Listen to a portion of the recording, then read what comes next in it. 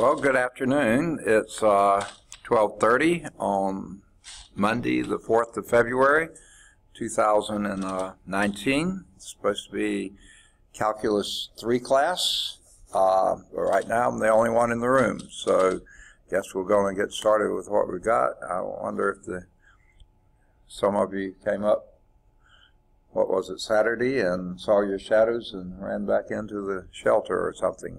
Hopefully, you'll be coming back up again. So where we left off last time, we had completed example 3, and that was on page 554, and getting ready to start 555, on page 555 in section 8.5, again, chapter 8, integration techniques and improper integrals, and 8.5 is partial fractions.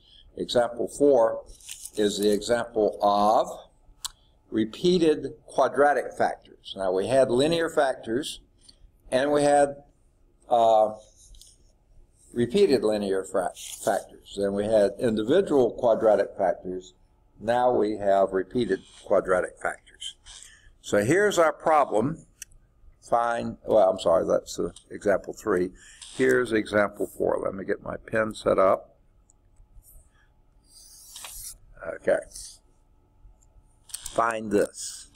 The integral of 8x cubed plus 13x, 8x cubed plus 13x, sounds like a wonderful numerator, divided by x squared plus 2 squared. X squared plus 2 squared. Okay, dx. Now, what we focus on is the denominator. I made fun of the numerator being such sort of an ugly expression. Who really cares? It doesn't really matter what the numerator is. Yeah, it will, but not now. We focus on the denominators.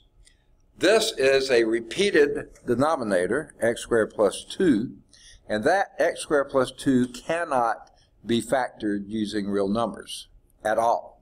So therefore, that is a irreducible quadratic form, x squared plus 2. But then it's squared, okay? So what we do with this, let's take this partial fraction out. We'll come back and put it back in the integral later.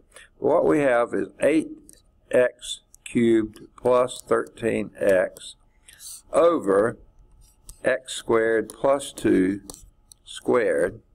And what we've got to do is set that equal to some partial fractions using the denominator. Well, okay, time out. Really should have said this first. What's the degree of the numerator? 3. What's the degree of the denominator? Even though it's x squared, that's squared, so if you had multiplied that out, you would have something x to the 4th. Its degree is 4. So we can do this without division. Should have done that first, but I forgot to mention that. But now that we can do it, what would be our numerators of the partial fraction? First, we'll take this to the first power, and then that would be ax plus b over x squared plus 2 plus cx plus d over x squared plus 2 squared. Okay? You just keep going up in powers with a separate numerator. Same degree, 1 degree less than the denominator in its simplest form here. Your numerator for a quadratic denominator is always going to be a cx plus d, a linear type form. Even if that quadratic form is squared or raised to the 17th power, the numerator will still be dx plus cx plus d or something like that. All right, now, what's the next step? Multiply numerator and denominator. Multiply every term on both sides by x squared plus 2 squared. So we wipe out all our denominators. So this will be multiplied by x squared plus 2 squared. And this will be multiplied divided x squared plus 2 squared. Okay? In the first one, the denominator goes completely, and you're left with, I'm going to write it over here so we have a little more room, 8x cubed plus 13x. Okay, that's all that's left in the numerator. Okay, is that numerator. Here, this will take one of those out, but leave the other one there. So now we have a quadratic, well, actually a cubic to mess with, which is good because we got a cubic on the other side. Okay, and I'm toying with the idea, do I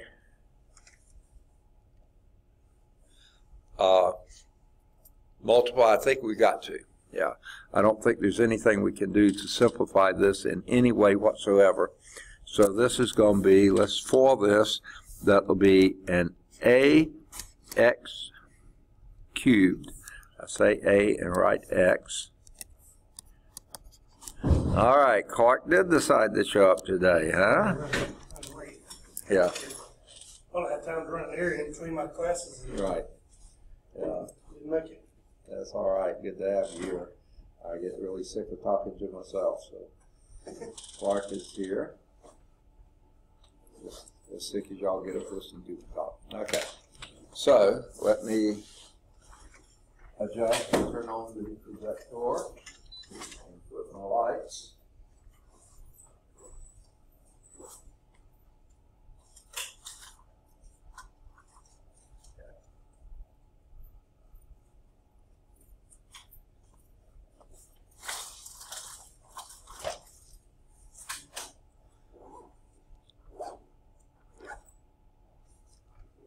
Waiting for the projector to warm up a little bit so at least you can see what's going on here. Okay, again, we're on page 555. This is chapter 8, Integration Techniques and Improper Integrals, and 8.5 is the integration technique of partial fractions. And we finished example 3 last time, but they didn't have example 2 on the slide set, so I'm doing that on the same page that example 3 was on, where I have some white space. What we have here is an integral that has an irreducible quadratic denominator squared. So just like we did when we had a linear denominator raised to a power, you put, in that case, a constant over that linear denominator first to the first power, then to the second power, then to the third power, until you reach the maximum power that denominator was. Well, you do the same thing for an irreducible quadratic factor, except their numerators are always linear factors, you might say. Ax plus b, cx plus d, ex plus f, whatever, as many powers as you have. Well, this only has second power, so we'll do an ax plus b over x squared plus 2 to the first power, and then another cx plus d, still linear, over x squared plus 2 to the second power. Okay, so we got that set up. That's your partial fraction breakdown. And then to be able to manipulate it more reasonably, we multiply everything on both sides of the equation, because we want these forms to be able to equal this one. Multiply everything by that common denominator, which is x squared plus 2 squared. So it wipes it out here, it wipes out one of these here, and it wipes out both of them there. I haven't gotten that far. We were just doing FOILing here. We wrote down what was left here was just the numerator part, and here we were FOILing the denominator part. Now, I paused first to make sure there was nothing I could use to eliminate before I start multiplying. There's not. With a linear factor x plus 2, you could do x equal negative 2. But with a quadratic factor x squared plus 2, x squared can never be negative 2, so that's why it's an irreducible quadratic factor. So what I'm doing now, just started FOILing, okay? And I did the first time the first, which gave me an ax cubed, and I wrote it xx cubed. I had to erase the a, so that's right when you came in. Ax cubed is the first term. Now I'm not going to quite, yes. Where did the 8x cubed plus 13x come from? I mean, did you say we're on page 553? 555. For example, I wrote down the wrong problem. Okay. It's example 4. Yes, I'm sorry. I was on example 2. If we need to go back, we can.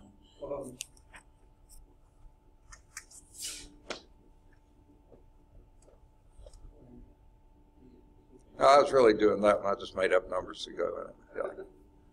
Well, I was like, I don't know, but okay, now I understand. Okay. So, we're following this. We did the first was ax times x squared to be ax cubed. Now, I'm going to jump over to, not spell 4 all right, do the inner next, okay? B times x squared, just because I like to keep it in decreasing order. So that would be b x squared. That's when we FOIL the innards. And then the last is going to be, I'm sorry, the outers is going to be plus 2ax. Okay? And then the last is going to be plus 2b. Or not. Okay. And so, like that was to the third power, we have dx plus d over x squared, all that to the third. And then, or if it was to the fifth, it would be keep on. Yeah. Like you keep number them. Yeah. 2, 3, 4, 5. Right. Yeah. Okay. Now, the last term there, notice your denominator, x squared plus 2 squared, is also now in the numerator because we multiplied by that. So that goes away. So we're just left with a plus cx plus d. All right. Now, nothing like we had with linear factors can be easily eliminated. Not a thing. So we just start through our procedure here, and let's look at the x cubed terms. We got one on the left, one on the right. So obviously, a is equal to 8. No way around it, right? All right. So we already got one of our parameters. Okay? Now, noticing there is no x squared terms on the left, there is one on the right, so we see that b has to be equal to 0. No way around that either, right? All right, so b is 0. Now, linear terms, we have, I'm going to write it down here, 2a plus c is equal to 13, right? 2a plus c is equal to 13. Except we already know what a is.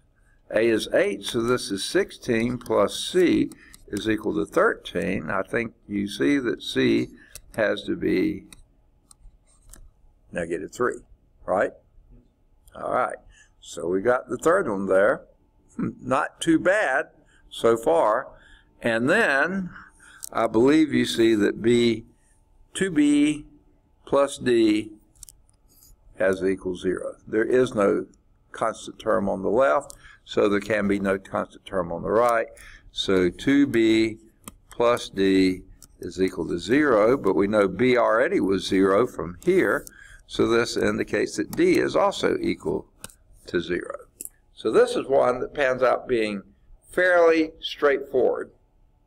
We didn't have to solve any simultaneous equations to get these parameters.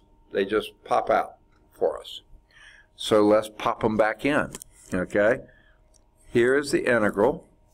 And instead of 8x cubed plus 13x, we're going to write ax plus b. Well, b is 0, so that's just going to be 8x over x squared plus 2. Okay? Dx. Plus, that is your a and b plugged in, Now your C and D plugged in, D being 0, 2. So the C actually is a minus, so I'm going to pull the minus sign out here, change that to a minus. The integral from, okay, we don't have any limits here, do we? I'll make sure of that. No, okay. Sorry. Minus 3x, and d is going to be 0, so it's minus 3x over x squared plus 2 squared dx. All right. Now, I was going to say, is there any way to rewrite these as one integral? Not really. You could convolute it a few ways and maybe make that happen, but no, it's the hard way to do it. So, what would be your approach to do that first integral?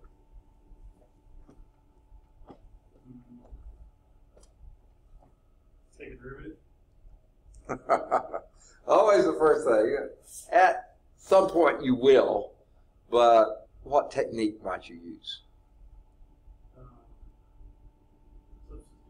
Yeah, I believe substitution is going to be your better bet. What would be your the substitute here? Let u equal what? X squared plus 2. Then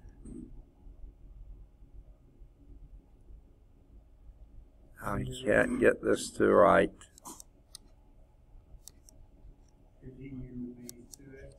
Du is equal to 2x dx. All right, very good. What's this here? I thought I missed the email or something for a second, peeking through the door. Never peek, barge right on in. Okay.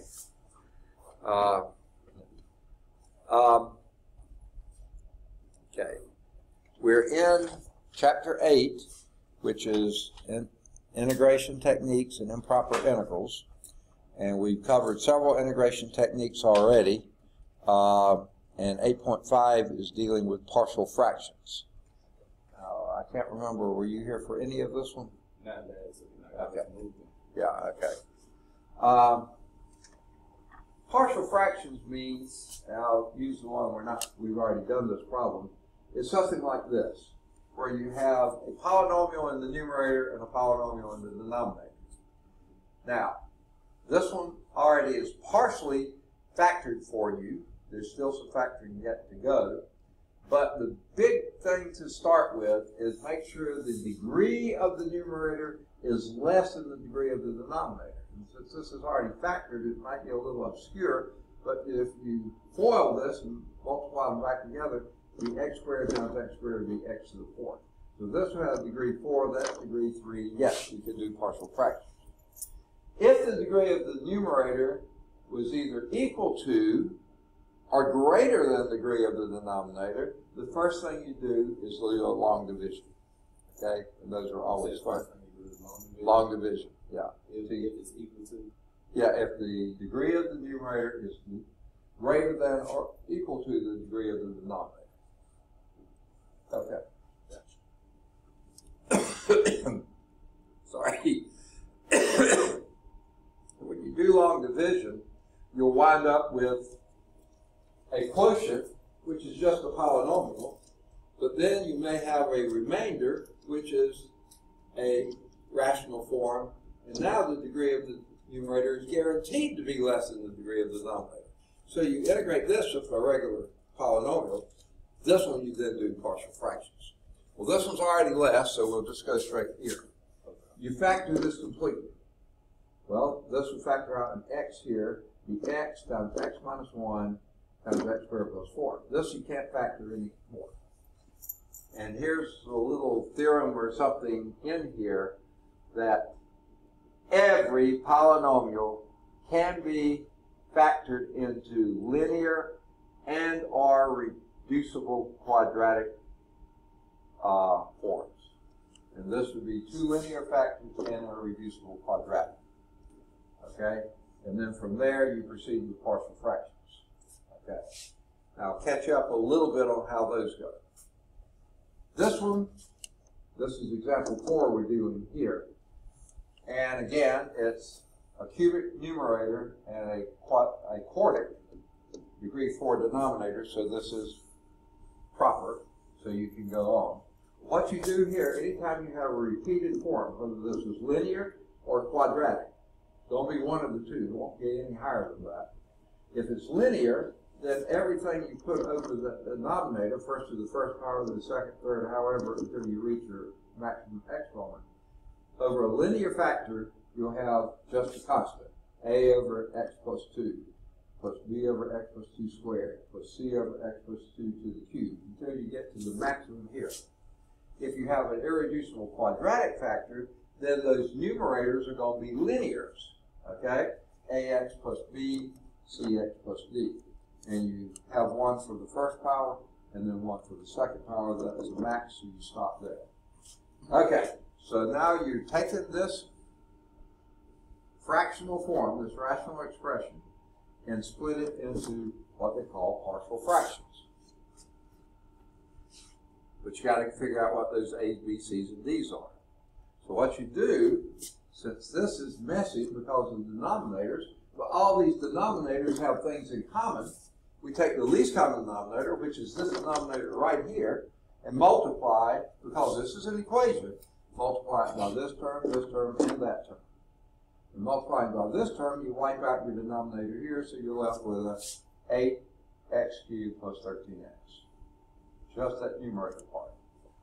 When you multiply this one by, and this denominator was x squared plus 2, but you're multiplying by x squared plus 2 squared, that means this wipes out one of those, and you're left with an x squared plus 2 that you're multiplying this by, and that's where we got ax cubed plus bx squared plus ax plus b. Yeah.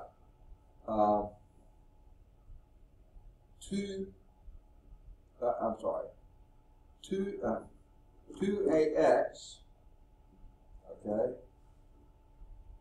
where is it? Plus 2ax plus 2b. That is this one when you fall, except I rearrange the order to get them decreasing power. And then this one, the denominators both cancel, this denominator cancels that whole factor out, you're just left with cx plus d. Okay, well, this is longer this way, but at least no denominators. So now we compare our terms. Here's an 8x cubed, and the only x cubed term you have here is this one, ax cubed. Well, that means a has to equal a. Pretty straightforward, okay? Now you go to the x squared term. There are no x squared terms on this side, in that numerator, and here you have a bx squared. Well, that means that b has to be 0 there, because there's no x squared terms here. Okay? Now let's go to the linear terms. Linear terms here is 2a plus c. Okay? And that's got to equal 13. So 2a plus c equals 13. But we already know that a is equal to 8. So this is 16 plus c is 13, which means c has to be a negative 3. All right? Okay? Yeah, I know. I'm sorry. I'm going sort of fast because Clark and I have already been over it. But I appreciate it. To catch you up. Okay? And then there are no constant terms on this side, but there are two constant terms here. 2b plus d has to equal 0. But we already know that b is equal to 0 from before, so that means d has to equal 0. Okay? So we've lost these two constant terms, we just have the two linear terms. And that's what I was plugging in now, or we had plugged in. The first integral there. You see this is the integrand, so we make those the integrands. So I'll split this into two pieces, and that's ax plus b over x squared plus 2, where your a was 8, so it's 8x plus 0, the b was 0, over x squared plus 2 dx, and then the c was a minus 3, so I'll pop the minus out here instead of a plus, 3x over x squared plus 2 squared dx. Okay? Now we're looking at the first one only, the first integral here. We'll do the second one in a minute. In fact, I might need to start erasing some stuff so we'll have room to do it. On this first one, we decided to use substitution. At least Clark decided that. Okay. So, we're going to let u equal your x squared plus 2. That's a number. Then the du is just simply 2x dx. Well, here you don't have a 2x dx, you have an 8x dx. So let's pull 4 out here and leave 2 in there, and then we'll have it knocked. So this is where I'm going to do some erasing. And is it all right? Have you already caught up with us enough? This right here? Okay. All this line. Okay.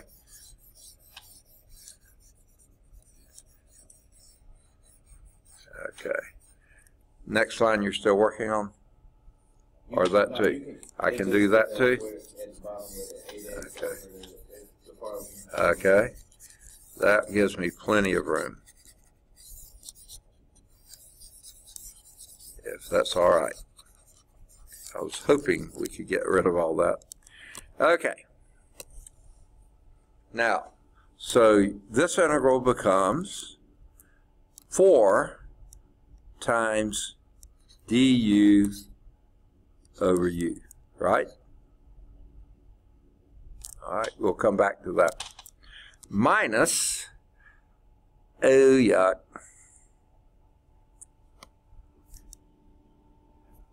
I'm going to rewrite this one if it's okay. Now I'm going to look ahead into my crystal ball here and see that 3 I'm not going to be able to do anything with. So I'm going to pull it on the outside, minus 3.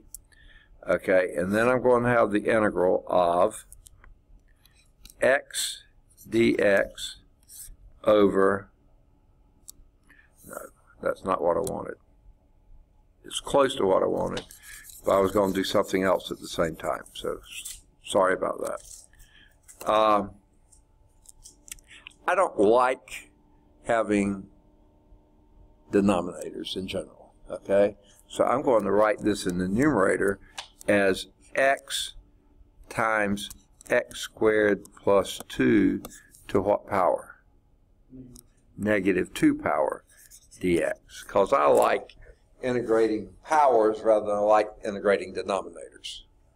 Because then you have to do undo a quotient rule. I really don't care for the quotient rule to begin with, and to undo it would just be miserable. So we're just going to do it like that. We pulled the 3 on the outside, the x, okay. Now, what might we try here?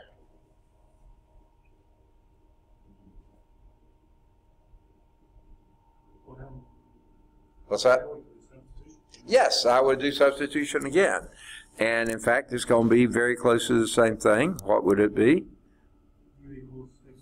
Plus 2, and du is 2x dx.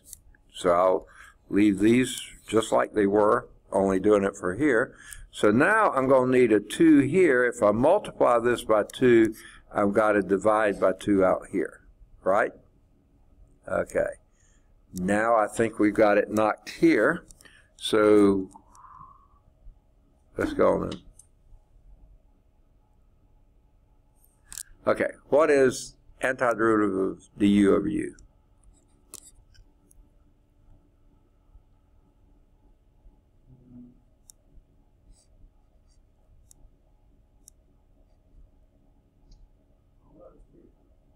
Say again?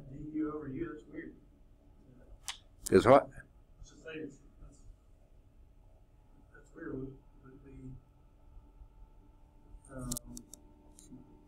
oh yeah. Isn't it log u? Yeah, because derivative of log u is 1 over u, so this would be, antiderivative would be 1 over u du would be log u. But you have to put the u in absolute value bars, at least for now, okay? As you're going to see in just a couple of minutes, we can lose them. But right now, we're going to leave them in there, okay? Now go right down the minus 3 halves, because that's out front. It's not messing with anything now, okay? Now, with your antiderivative being these things down here, this will be what? The 2x dx, that's your du, and this is your u, so it's u to the u to the minus 2 du, right? And how does that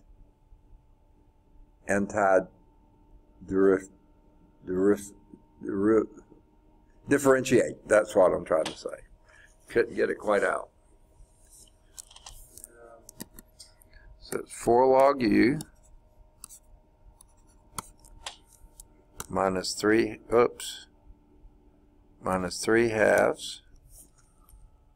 Now what do you do there?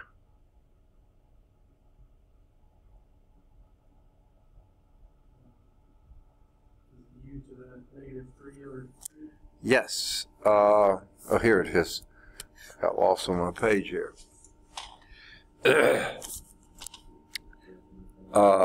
U to the minus 3 over a minus 3. So that's going to be a plus here and a 3 here.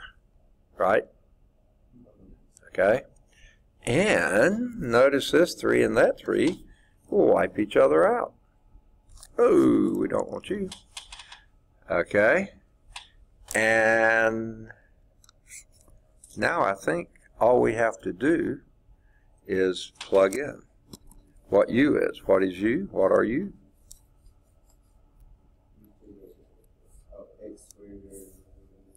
Plus 2. It would be 4 times the natural log of, and now you look at that x squared plus 2, which is what u is, and you see that's never negative. Because even if x were negative, you square it and it becomes positive, add 2 to it, it's even more positive. Okay? So therefore, we don't need the absolute value bars anymore. It's 4 times the log of x squared plus 2, okay, plus 1/2. Now I'm going to go back and write that in a denominator again. Because it's to the minus 3, that would be x squared plus 2 cubed. Okay? And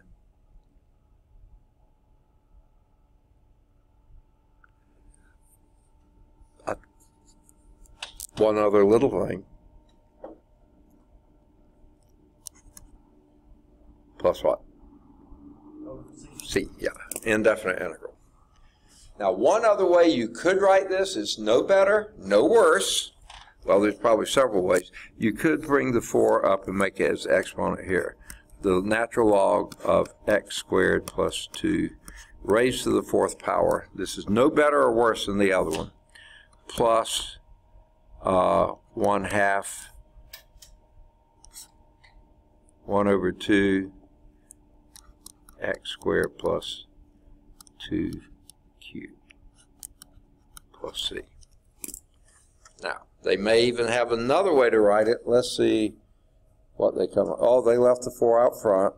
4 times the log of x squared plus 2, but they removed the absolute value bars. Plus, ooh, they still have a 3 there. I thought we managed to get rid of ours.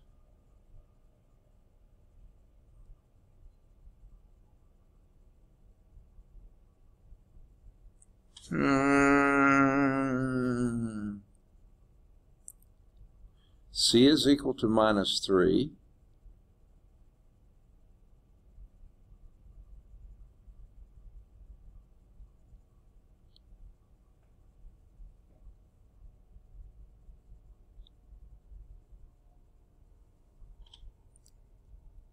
I let you talk me into something. I wasn't paying close enough attention.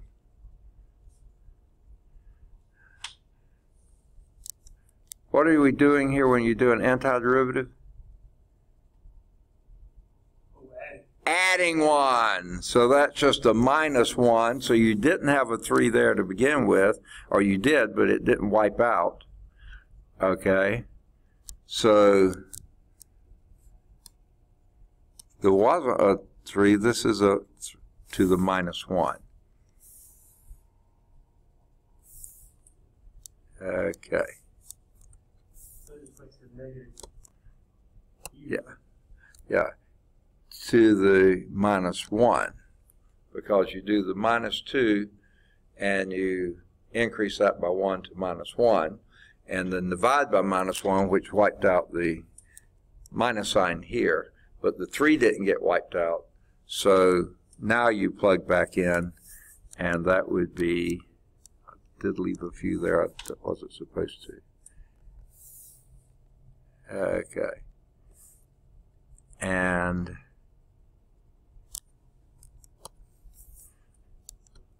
yuck. Okay. 3 halves, 3, yeah. Yeah.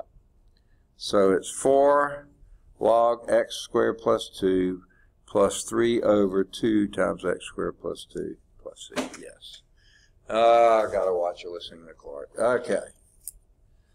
All right, good deal. They do show the graph of this function. Better they doing it than me. So you can take a look, and sure enough, they convince you that that works. Okay. Now, we go back to what I was emphasizing before. So that's example 4. We got the answer they did, and another one that was equivalent to it.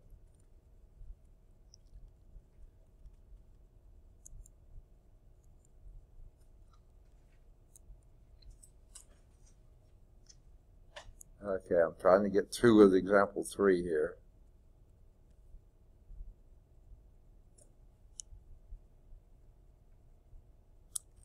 Okay, the top of that next page here, on page 556, they don't have this on the slide anywhere, but it's things we've already said. When integrating rational expressions, keep in mind the improper rational expression, numerator over denominator, it always, the one they give here is improper. You have a 2x cubed over an x squared. Can't happen.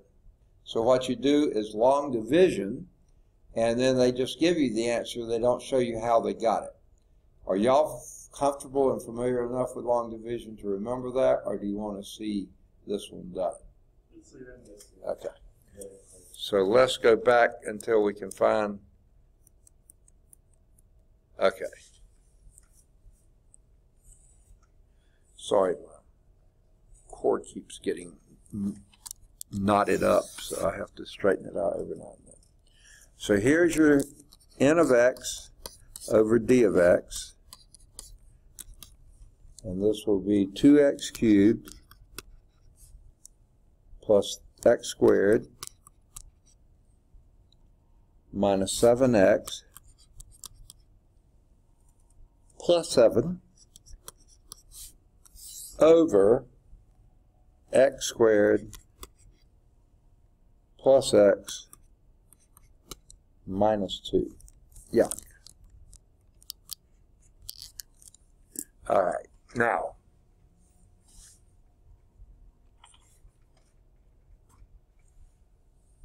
I look at that, and one of the first things that pops in my brain, sick that it is that numerator almost looks like you can do it by grouping, because that minus 7x plus x plus 7, that looks like that might be a factor. But when you do group the first, all you can factor out there is an x squared. You get a 2x plus 1, and there you factor out a 7, you get x minus 1. Nah, that's not going to work. So Nice to think of it, but not going to work. All right, since it won't work, now we do our long division. Now, I can remember in high school, no, grammar school, bringing down the house like this and putting this on the inside. 2x cubed plus x squared minus 7x plus 7. Okay. Two things to remember before you do long division or synthetic division. You have to account for every term. Fortunately, this is. You look at your powers. 2, 1, 0. Yes. And inside the house, 3, 2, 1, 0. Yes, you've accounted for every power, so you're all right to go. So we start on the left, just like we do in long division otherwise. X squared will go into 2x cubed how many times? Here's Brian. All right. We're doing long division. This is top of page 556. It wasn't an example, but it was just a comment up there. So it was said, they just said, here's the answer, and we said, how did they get that answer? So x squared will go into 2x cubed how many times? Nope, 2. 1 will go into 2 twice, and x squared will go into x cubed how many times? 1. No, x. X who first? X times. Because x times x squared is x cubed, right? 1 times x squared is x squared. Yeah, you don't want that one. Okay? Okay, now what you do next? After you divide, you multiply. 2x times x squared is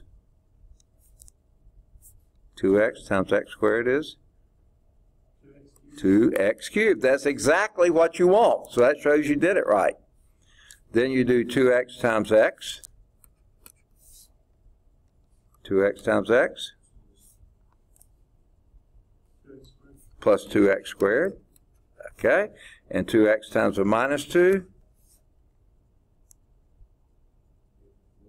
minus 4x. All right. Now, in regular long division, the next thing you do is subtract. But since you got polynomials here with signs and stuff all mixed up, what I like to do is change signs and add, which is exactly how you subtract sign numbers, right?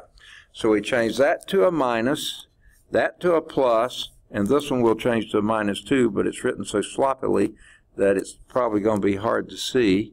All right. So that's a minus there too. Okay. Now add. That adds to 0. What does this add to? Negative x squared. Okay. And what does that add to?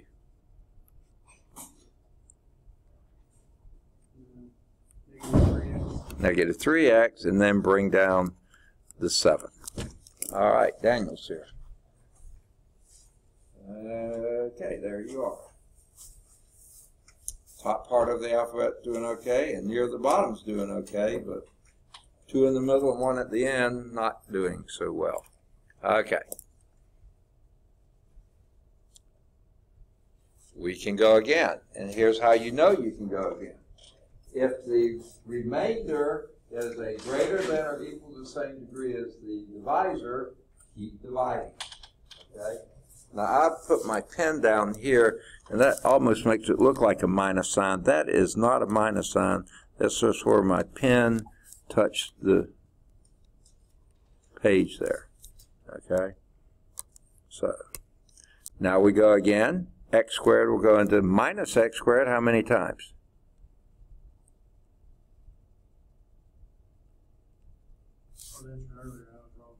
What's that?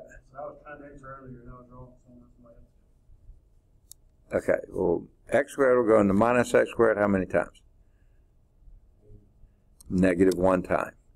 Now multiply again. Negative 1 times x squared is negative x squared. Negative 1 times x is negative x. And negative 1 times negative 2 is plus 2. Okay, and what do we do next? Change signs and add. Plus, plus, and make that one a minus. It's real easy to do on this. Your page probably gets a little messier. Okay, and we add. These go out. We intended them to. What does this give you? Minus 2x plus 5, right? Now, lo and behold, the degree of the remainder is less than the degree of the divisor. You are done your division. Okay? So what this becomes is 2x minus 1, and then I like to make this a minus 2x minus 5 over x squared plus x minus 2. You don't have to. You could put a plus here, minus here, and plus there, just like you have there. I just don't like leading off with the minus. I'll pull the minus out, but I have to remember to change both signs. But either way you want to do it. Now, if this were a division problem, I mean integral, nothing here said it would be an integral, but if that was a improper fraction inside your integral, then you would first integrate this. And that's a piece of cake to integrate. What would that integrate as? Integral of 2x. In other words, antiderivative of 2x.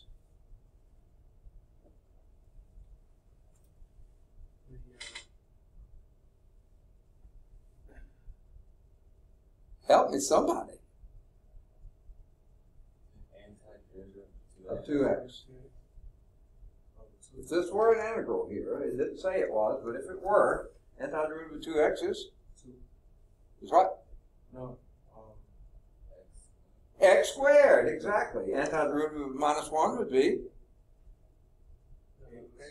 Second, negative x, minus x.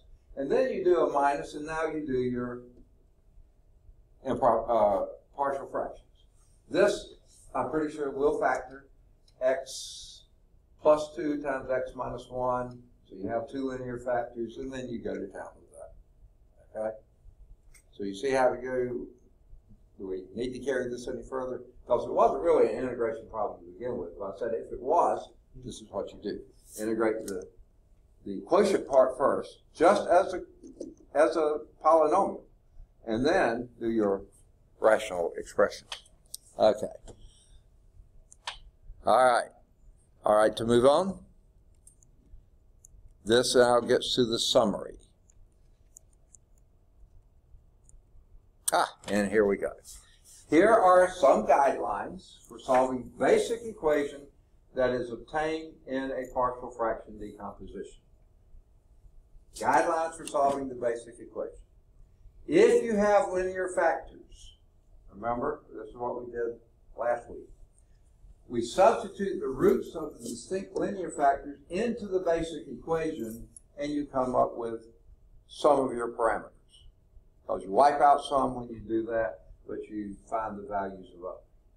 For repeated linear factors, use the coefficient determined from the first guideline to rewrite the basic equation, then substitute other convenient values for x and solve for remaining coefficients.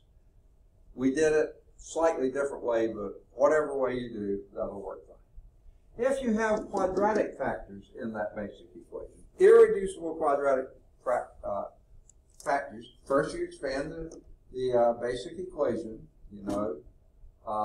collect terms according to the powers of x. We just did that. The a was 8, the b was 0. Collect terms according to that. Equate the coefficients of like powers to obtain a system of linear equations involving your a, b, c, d, whatever you have.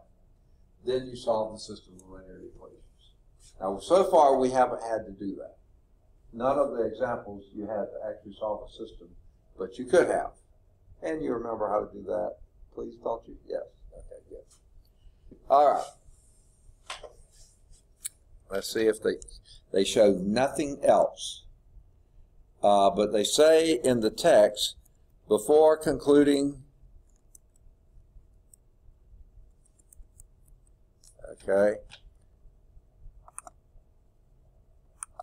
Before concluding this section, here are a few things you should remember. First, it is not necessary to use the partial fractions technique on all rational functions. Okay? And here's their first example. It's not really an example, but they do it. Okay? The integral of x squared plus 1 over x cubed plus 3x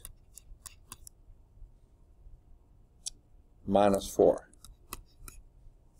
dx. Okay? Now, you don't just look at that and say, partial fractions, rational expression, right? First thing we would do is do what?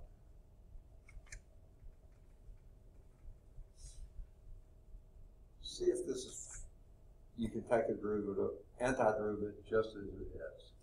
And what technique might you use? Clark's favorite. Today, anyway. Substitution. Substitution. And what would you let substitute?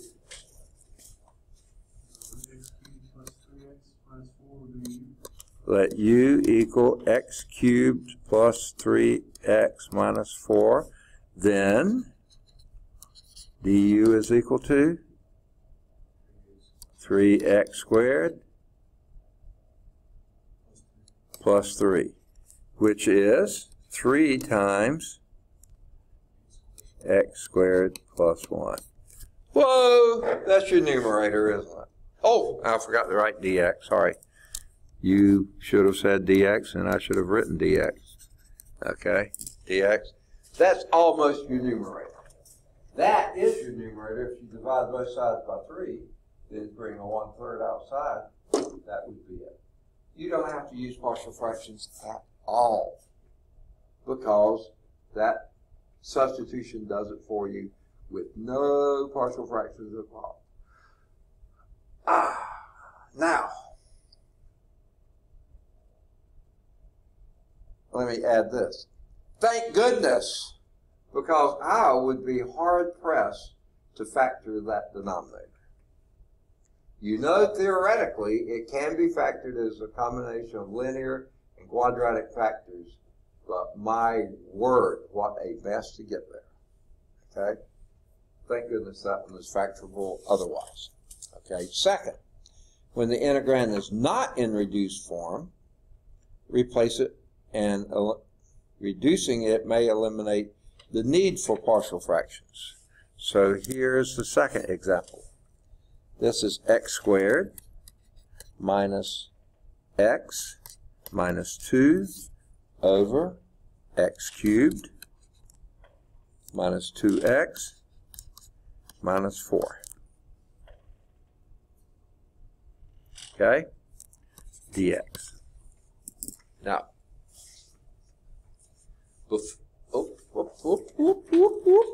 I said it right and wrote it wrong, or else I can't read my writing. I think I just wrote it wrong.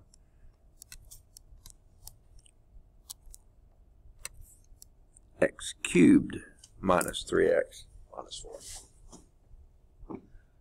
Okay, guess what I can do, folks? And guess what I can't do very easily? I can factor the numerator. The denominator I got problems with. So how does that numerator factor?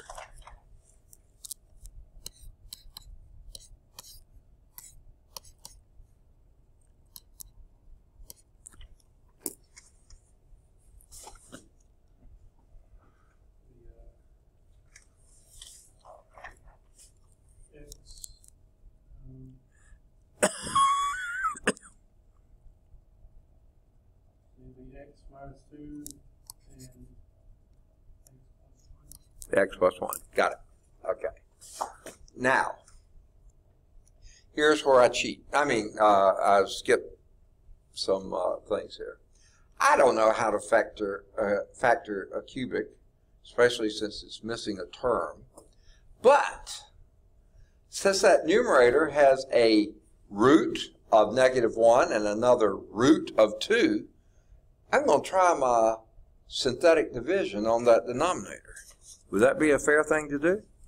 So that's a -1. See if I can divide this. And how do I write that for synthetic division?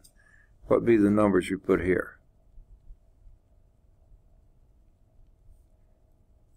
Help me, somebody. Synthetic division. Oh, whoa, that was back in Math 100. We don't really need to know that, do we?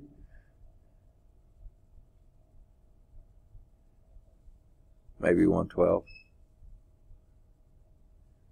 Yes, we do. In case you were wondering. How do you do synthetic division?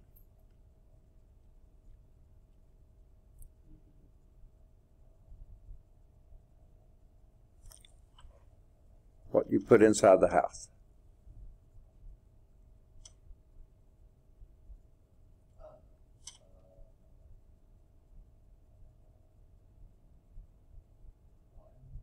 Second? Okay. Yeah, 1 from the coefficient of the x cubed term. Good. Next. 0, because that's the coefficient of the x squared term. You don't see 1, do you? So it has to be a 0. Next. -2, -1. Okay, then we skip a line, draw a line. That's my rule. Never read a book say that. And you bring down the first term, 1. And then you do what? No, you multiply. No, I'm talking about like the last one. Isn't the last Oh, you're right. Okay, sorry about that. Okay?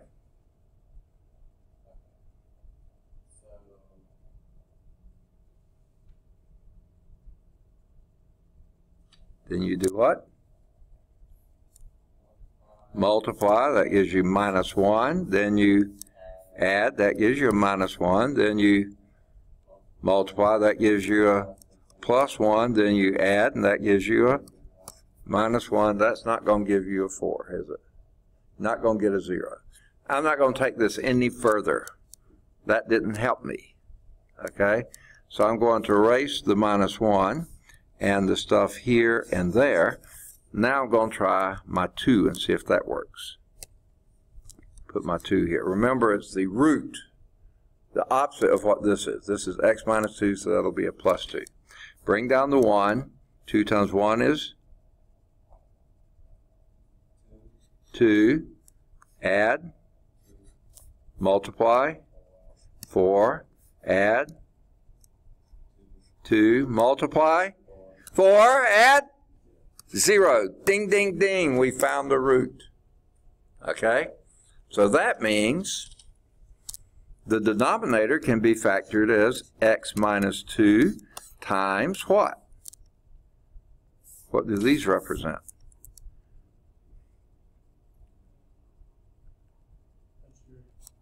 X cubed, x squared. Not x squared.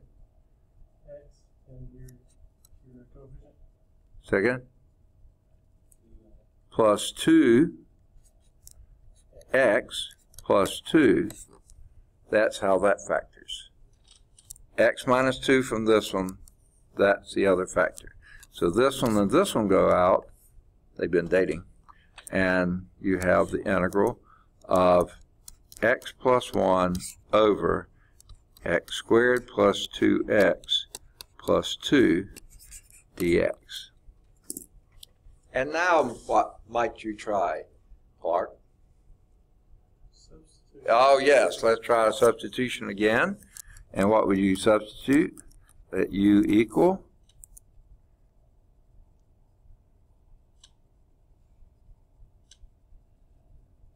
what? Let u equal x squared plus 2x plus 2. Yep. And then the next thing would be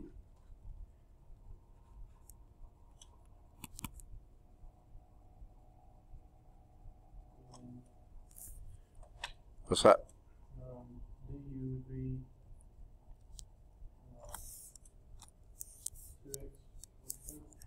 2x plus 2 dx. Okay? Or, you'll notice a common factor of 2, it'd be 2 times x plus 1 dx. And looky there, x plus 1 dx is right up here. Divide by 2 and you can proceed with that. And let's do it. Sorry, we didn't finish the top part, did we? Sorry about that. Did you want to go on and do that, or were you okay stopping there? We just stopped up here, right here, but didn't finish the problem. Did you want to finish it?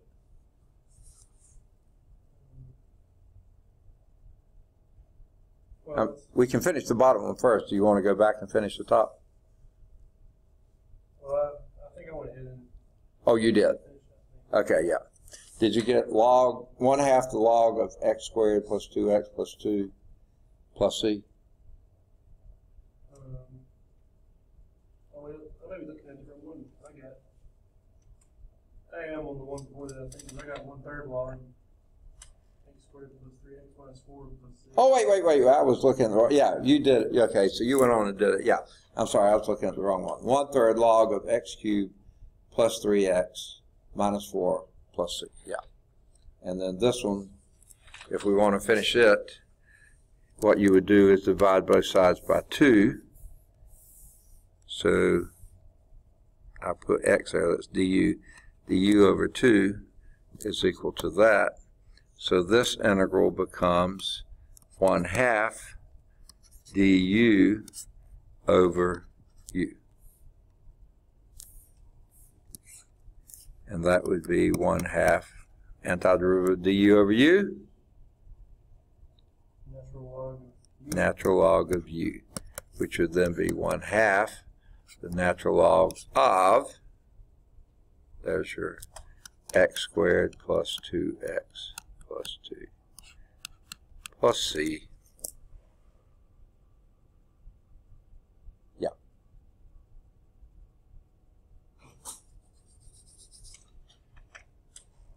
All right. And here's thoughts.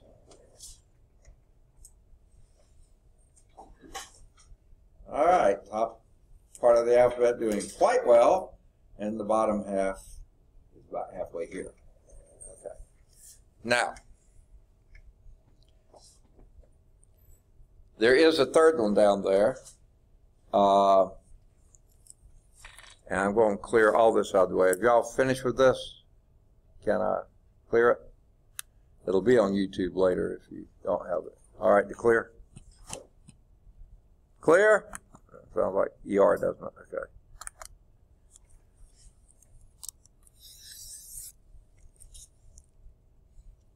What if you had this? The integral of cosine x dx over sine x times sine x minus 1. Okay. Now,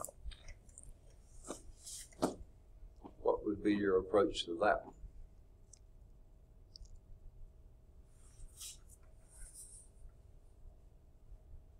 Clark? Trying to go ahead and pull up my trigonometric identities here. Oh, well, let's just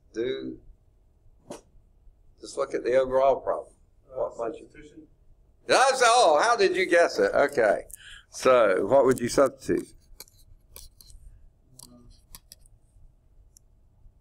U should be sine x. Sine x. That sounds like a good thing to try. Then, this may be what you're looking for on your... Yuck.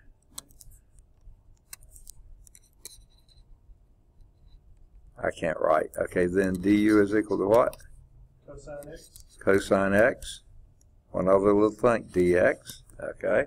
Well, there's your numerator right there, du. So let's just plug and chug and see what we get. The integral of du over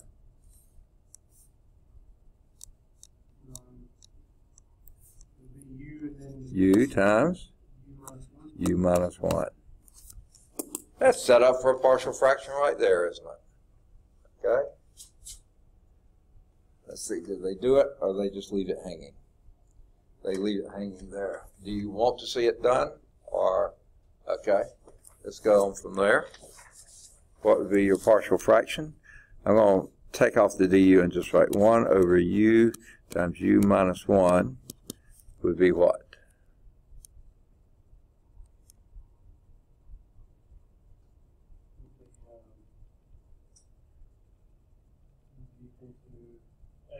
A over u plus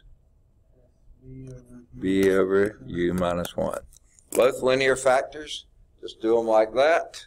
What would be your next step?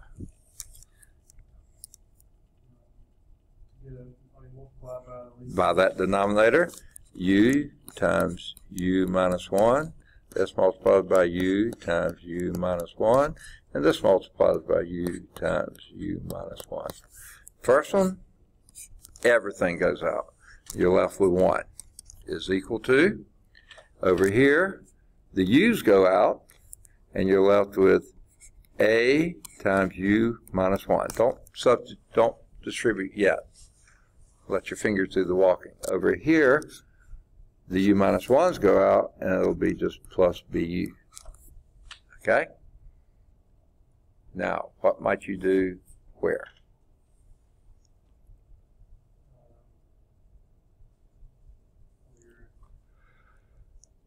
Do you want to change the u's out now? So Yeah, let u equal what? Two good choices. Which one you want to do first?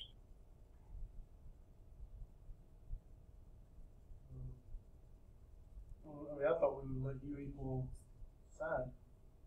9? Sine x? No, let's not do that yet. Let's go on and do the partial fraction part first. What we're looking for are a's and b's now. What might you let u be to determine either an a or a b? U minus 1. Okay. What would you want u to be? I would focus on the u minus 1. You want to be 0. Okay, u equals 0 would be a good choice. And then what you would have is 1 is equal to, when u is equal to 0, what does this next become? A times 0 minus 1. Which is? 0. 0 minus 1 is not 0. Oh, yeah, negative 1. Negative 1, so it would be negative a plus 0.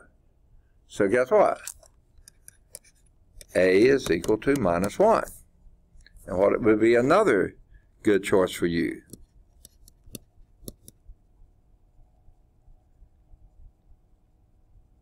Anybody? 1. U equal 1. Then you would have 1 is equal to, here you would have 1 minus 1 is 0, 0. so that disappears.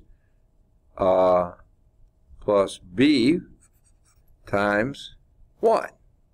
So guess what? B is equal to 1.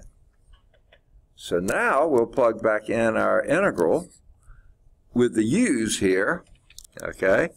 And this will be a, which is minus 1 over u du plus 1 over u minus 1 du. Anyone do that first integral?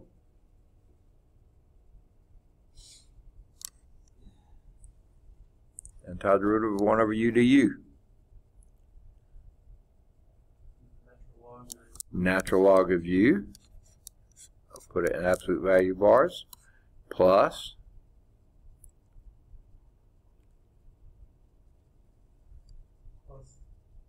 natural log of u minus 1. And you'll put in, yeah, we'll just leave that alone. we'll put that as an absolute value bars 2. Now we can go back and plug in what u is. This is where we do that. And this will be minus the natural log of absolute value sine x, I can't write, plus the natural log of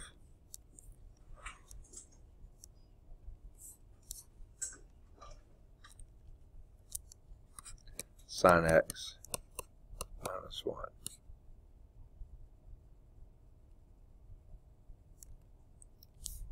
Plus c. Don't forget that. Now, they didn't do that last part.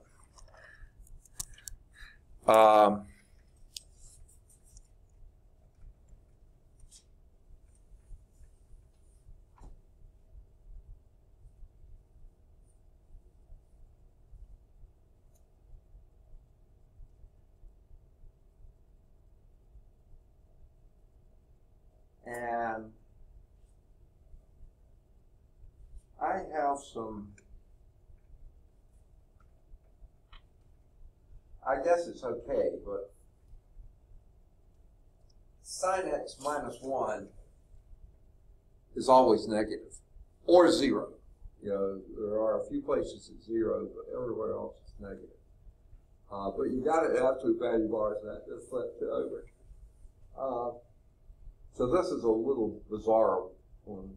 In fact, you could rewrite this, and maybe this would make more sense, as the log of sine x minus 1 over sine x, all in absolute values, which would then, you might also do the log of 1, sine x over sine x is 1 minus 1 minus cosecant x. 1 over sine x is cosecant x.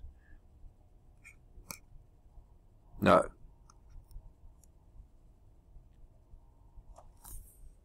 That's really ugly. Let me see if I can clean that up a little bit. So I can't even talk right. Cosecant x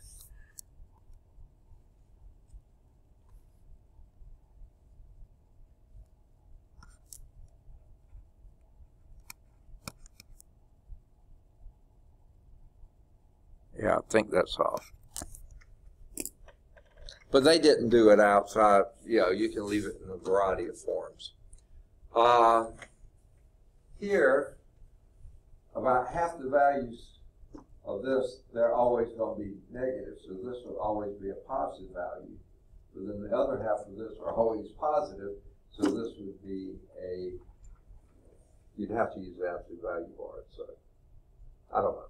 I thought maybe that would make it a little clearer, and it may be a little bit, but not a lot. But it's kind of a strange problem to begin with. All right, that finishes. Thank goodness. Any questions on that? Partial fractions. Homework exercises. Do any of the odds 3 through 19. They're all at Calc Chat. 7's at Calc View. Do either 21 or 23. They're both at Calc Chat. 21's at Calc View. Do any of the odds 25 to 31. They're all at Calc Chat. Either 33 or 35 or both. They're both at Calc Chat. You can explore doing 37. I'm sorry, or 39. They're both at Calc Chat, or they should be anyway. Either 41 or 43. They're both at Calc Chat, or should be. 45 should be at Calc Chat. And then I would say either 47 or 49 if you'd like to choose either of those. Those are should both be at Calc Chat.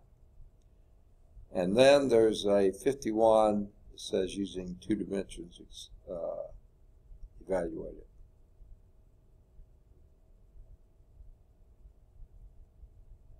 And it says one of the 2 ways of doing it is in partial fractions, the other would be something else. So if you do that. Generally, the Putnam challenges are very challenging, so do that only if you choose to. That's completely up to you. All right, I think this is going to be the last section we do in the chapter, and this is numerical integration. Okay?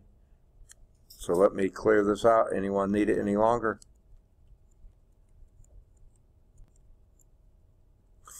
Goodness, my head is clogging up. Having trouble breathing. Okay.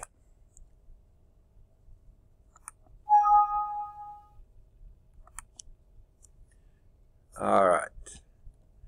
In 8.5 and move on to 8.6. Now there's two more sections in here, or at least it says there are. 7 and 8. 7 is, oh yeah, we'll do 7 too. I'm sorry, I forgot that. 8 is the one we're probably not going to do. I'll just sort of talk you through the slides maybe, but we're not going to do them for test purposes. So let's do, we're still in 8, which is integration techniques.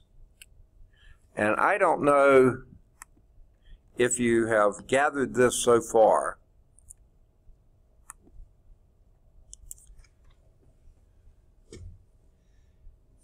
Integrals, you can just have anything inside an integral. And what we've been doing so far is trying to get it to look like a form that maybe we can do something with. And all these techniques are finding ways to get it into forms you can do something with it. In reality, most integrals you can't do a thing with because they're not in one of these pretty forms or even kind of ugly forms that you can adjust and get to a pretty form. They're just ugly to the core. You know, there's no way to pretty them up. You know, lipstick on the pig type stuff. You know, it's just not going to work. Okay? So, a lot of times, all this effort we've been putting into substitution, integration by parts, trig substitutions, trigonomic integrals, partial fractions, all these things, everything we can think of to try to get in the forms that we can integrate, most of the time you just can't integrate anyway. So what you wind up doing is numerical integration. So we're going to approximate a definite integral using the trapezoidal rule, and we'll approximate a definite integral using Simpson's rule, and we'll analyze the approximate errors in the trapezoidal and Simpson rule. Now, they're leaving out one that most books usually do, and that's the midpoint rule. And you'll see that you use that when you're getting to Simpson's rule, but they don't do it as a separate rule. They just start with trapezoidal and then do. So let's start with the trapezoidal rule. Some elementary functions simply do not have antiderivatives that are elementary functions. Okay? For example, there is no elementary function that has any of the following functions as its derivative. The cube root of x times the square root of x minus 1. Hang it up, Jack. There's just no way that you could integrate that, because that's not the derivative of anything. Square root of x times cosine x. Cosine x over x. Sine x over x, yes, but not cosine x over x. Oh, no. Because since this is going to 0, this is going to 1. 1 over 0, undefined. Can't do it. And square root of 1 minus x cubed, no substitution, nothing is ever going like that. Or sine of x squared. Now that's not sine squared x. Yeah, you can do something with that, maybe, but not sine of x squared. No way. You have to have x sine of x squared. That would work, not a sine of x squared. If you need to evaluate a definite integral involving a function whose antiderivative cannot be found, okay, then while the fundamental theorem of calculus is still true, it cannot be easily applied. In that case, it's easier to resort to the approximation technique, which is numerical integration, is what we usually call it. One way to approximate a definite integral is to use n trapezoids, okay? N being some unknown number n, okay? In development of this method, assume that f is continuous and positive on the interval a to b. Now, you also sort of need to assume it's smooth and continuous, but that isn't as necessary, okay? So here's your f, that function there. And right now we don't know what it is, so we can't possibly do an antiderivative. Okay? Or even if we knew what it was, we'll just say the antiderivative is not possible. So what the trapezoidal rule is split this interval from A to B. They did it in 4 equal pieces. So x of 0 is A, x of A, x of 1 is A plus 1/4 B minus A. In other words, a quarter of the distance from A plus a quarter of the distance from B to A. And this is x2 would be A plus B minus A over 2. x3 would be A plus B minus A, 3 times B minus A over 4, and then x of 4 is equal to B. Doesn't matter about that, but here are your 4, actually 5 values: A, x1, x2, x3, and B. Okay. Now, we don't know how to integrate that, but what we can do is make little trapezoids with these vertical lines, that horizontal line, and then connect the endpoints of these trapezoids. Okay, connect the dots, you might say, across there. See, this one overshoots it. This approximation overshoots it just a little bit. This one undershoots it by a little bit more. This one overshoots by a little bit, kind of in between those two. That one undershoots with very, very little. So guess what? That's not going to be a very bad approximation with just 4 subdivisions. Of course, with calculators or computers, you can make as many substitutions as you want. Okay? I mean, as many subdivisions as you want. I'm offering the Clark substitution here. Okay.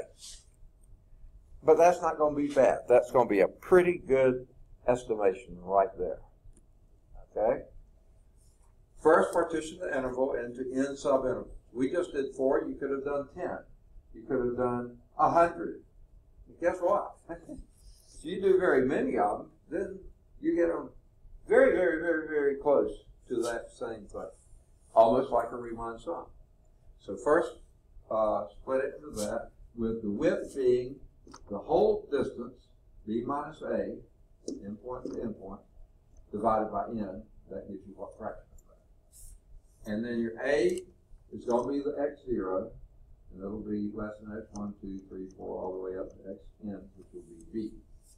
Then form a trapezoid with each subinterval, and the area of that trapezoid, and here's what you need to know, area of a trapezoid.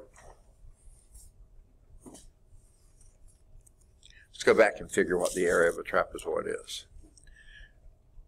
I don't know, okay, but I do know this. What if you take that trapezoid, that first one there, and put it on top of itself, but flip it around. So the long leg is here, and the short leg is here. This and that area are exactly the same, aren't they? And guess what? I can figure out what this is. It's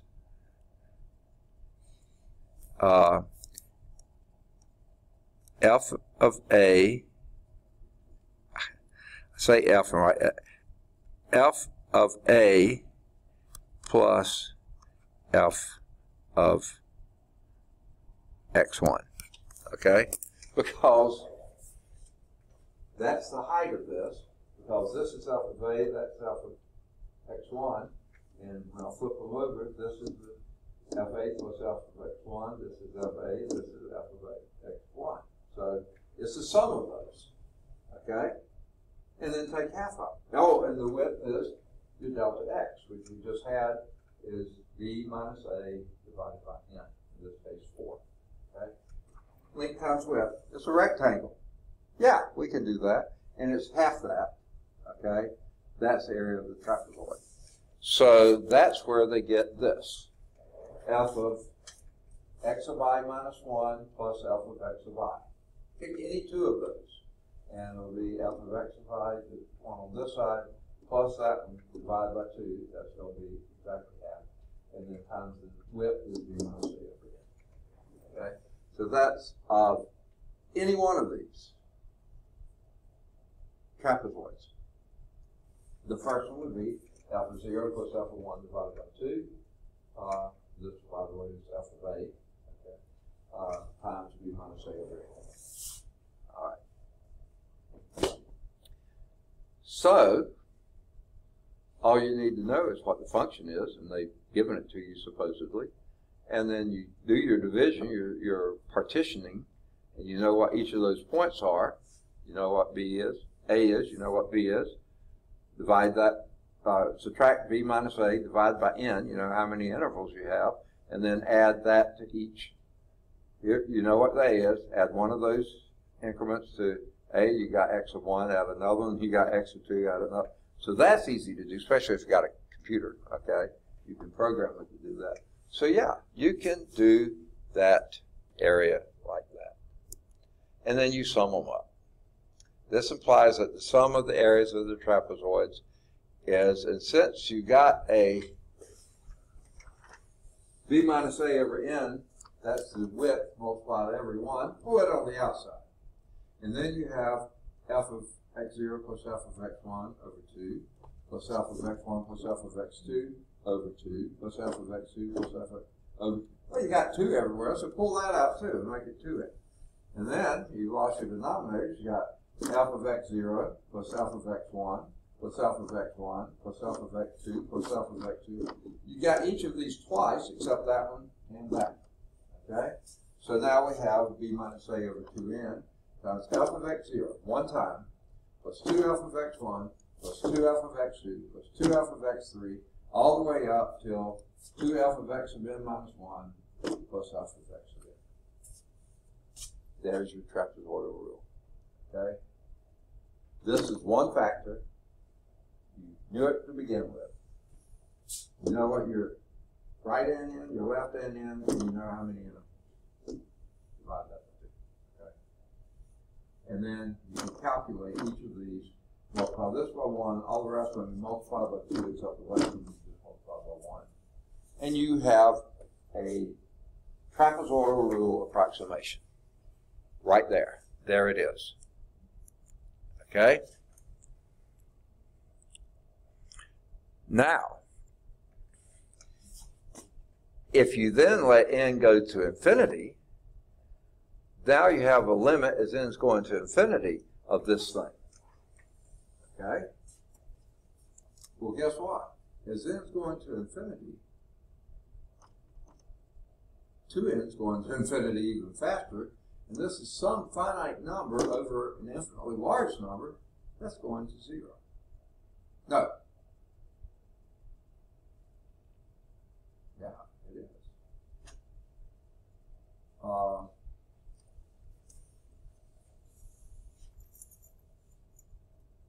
That was all, wait a minute.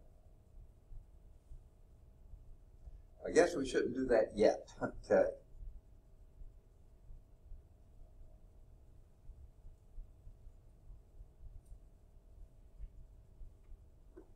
All right. Remember that this is f of A, and that one's f of B. That's your dx, and there's your 2. And then, that's the first term and the last term. We'll take care of that one with the dx, delta x. And then we'll sum up all these others. We've already factored out the 2. So you got f of 1, f of 2, f of 3. Sum all those up, multiplying by the dx as you go. And this one now is the time we let n approach infinity. That goes to 0. Okay? The first term. This, though, doesn't. Okay? And that's your integral f of x dx. Hey, but we can't do that anyway. That's why we started this. But this is your approximation. If you don't let that go, we've sort of gone in a big circle here, but you can stop the circle somewhere and not take it all the way to infinity. Stop at some fairly large number, but do your calculation, see what you got. So here is the next theorem, the trapezoidal rule. that f be continuous on A to B. Need that, okay? The trapezoidal rule for approximating the integral from A to B of f of x dx is simply this. And why they did all that other mess, that took you right back to here, which is where we started in the first place. So here's the trapezoidal rule. B minus A over 2n, over n would be your delta x, over 2n would be half of that, but don't worry about that now. And then your alpha of x0 plus 2 of these, 2 of those, 2 of those, up to 2 of alpha of n minus 1, then 1 of alpha of n. Moreover, as n approaches infinity, the right-hand side approaches this. Yeah, that's why we were doing it, you know. So I guess that's all they did it for us. But we don't know how to do this. If we had, we'd have done that to begin with. We would have been using trapezoidal rule. Or we were just seeing what would work. And that's actually, we will be doing ones that we can actually evaluate and see how close we get. But then we may do some we can't. How are we doing on time? I forgot to bring my watch up. What's that? Is that right? 9 minutes. Okay. Yeah, because I started this pretty close to time. So, what we've got so far is to here. So let's do the trapezoidal rule to approximate the integral from 0 to pi.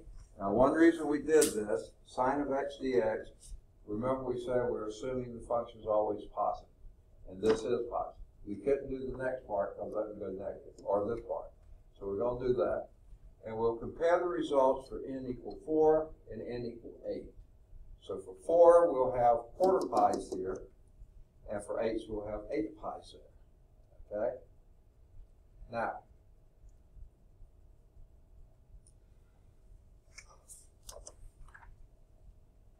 remember the trapezoidal rule.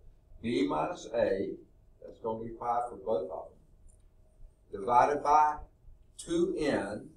N here is 4, double that is 8. So pi divided by 8, that's going to be the beginning part. That would be pi divided by 16. You have 8 subelements. Okay? Now just looking at this, this is going to undershoot slightly. This will undershoot much, much less than this did. Okay? So let's see how these pan out. Okay? Now, for n equal 4, so here we're doing pi fourths.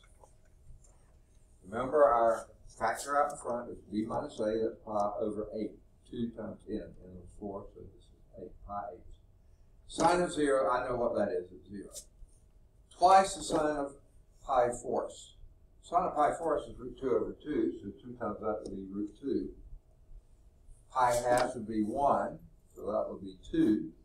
And this will be, again, 2 root 2 over 2, so that would just be root 2. And that's going to be a 0. So we know those just because we know those functions pretty well. So let me just write down what that is. That's pi 8 times that 0. This is root 2 plus 2 plus root 2. Done. Okay? And this will be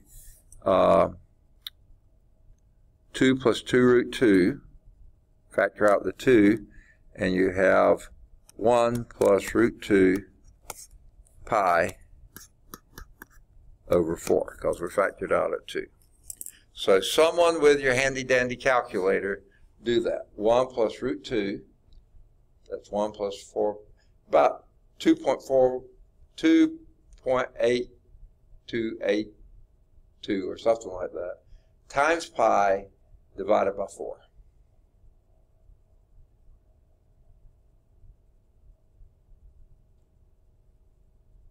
Use a calculator. I can't do it in my head.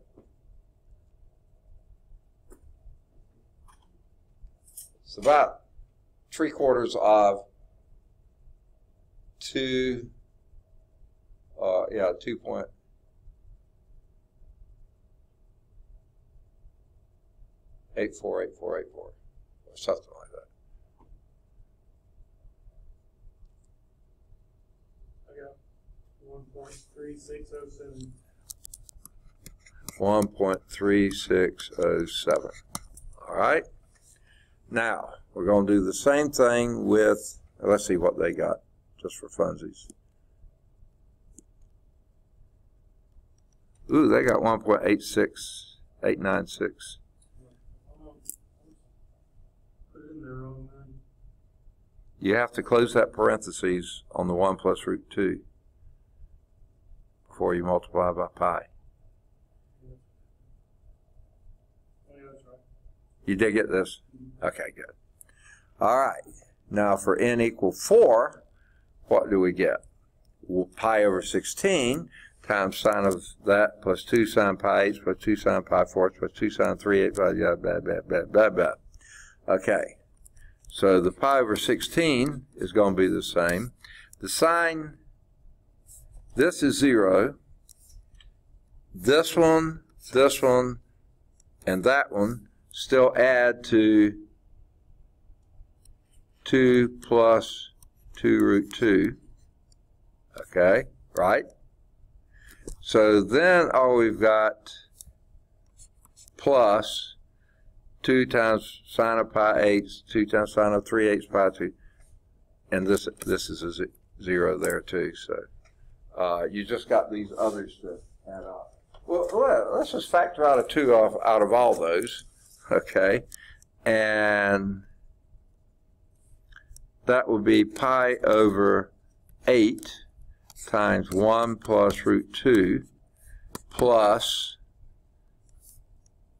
sine of pi 8 plus sine of 3 8 pi plus sine of 5 8 pi plus sine of 7 8 pi.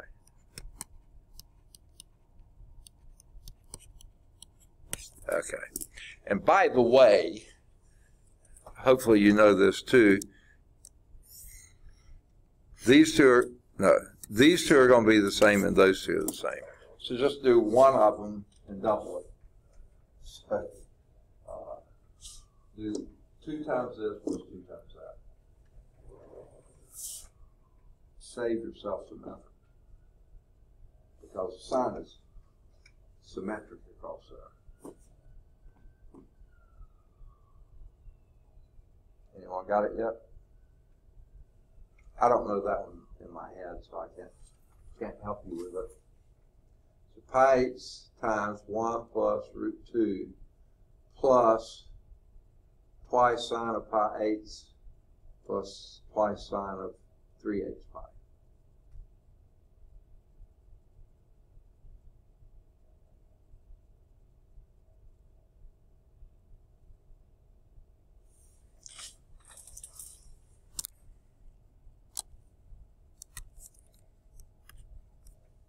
I did the wrong one.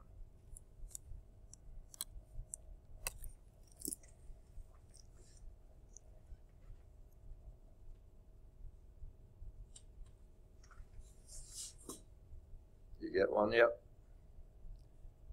Okay. This, no, that's not quite. I was going to say this part gave you exactly what you did before, but no, that was pi 4 before. So it's not quite. 1.9742. Whoa, look at that. 1.9740, you said. 42. 42. They got 1.974. For this particular integral, you could have found the antiderivative and determined the exact area of the region as 2. We were getting close, though, weren't we? 1.8 is not far off. 1.9 is even closer. But let's go back and actually do the integral. The integral from 0 to pi of sine x dx. What's the antiderivative of sine x? Negative cosine. Negative cosine x evaluated from 0 to pi. And what is the cosine of pi? 0. Sine of pi is 0. Cosine of pi is negative 1. Okay? Minus the minus cosine of 0. And that would be 1. But it's minus the minus of that, so this will be 1 plus 1 is 2. Didn't know we'd be doing such high-level math today, did you? 1 plus 1 is 2. Okay? I take it we must be out of time? Yes, sir. Okay, sorry about that. Okay, so that answer, the area under 1 lobe of sine x is 2. That is really bizarre, isn't it? There you have irrational numbers in there and everything else, and it comes up being exactly 2. Okay. Okay, we just did example 1. We'll start next time with example 2, Simpson's rule. I'll give you a few homework exercises to do, not too many, but you can do any of the odds 3 through, no.